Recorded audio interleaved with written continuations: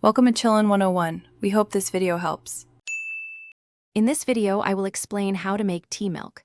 First, select your preferred milk, such as whole milk or a non-dairy alternative, ensuring it's fresh for optimal taste. Next, choose a robust tea like Assam or English breakfast, as these stand up well to milk. The fat content of your milk will significantly impact the final texture, so consider that when making your selection. Finally, gather your equipment, including a small saucepan and a whisk. To begin heating, pour your chosen milk into a clean saucepan. Place it over medium-low heat, stirring continuously to ensure even heating and prevent any scorching.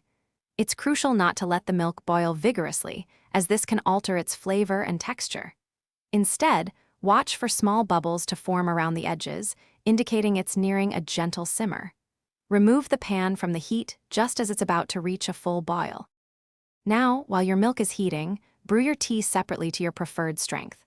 Once the milk is perfectly heated, slowly pour it into your prepared tea.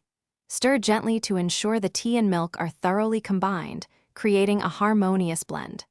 This method allows you to control the tea's strength before adding milk. You can then add sweeteners like sugar or honey, adjusting to your personal taste preference. Once combined, your tea milk is ready to be enjoyed. For an extra smooth texture, you might consider straining it through a fine mesh sieve before serving. Serve it immediately to savor the warmth and fresh flavors. If you like, a small sprinkle of cinnamon or nutmeg can add a delightful aromatic touch. Take a moment to appreciate your perfectly crafted cup of tea milk. Thanks for watching. Consider subscribing if we helped you.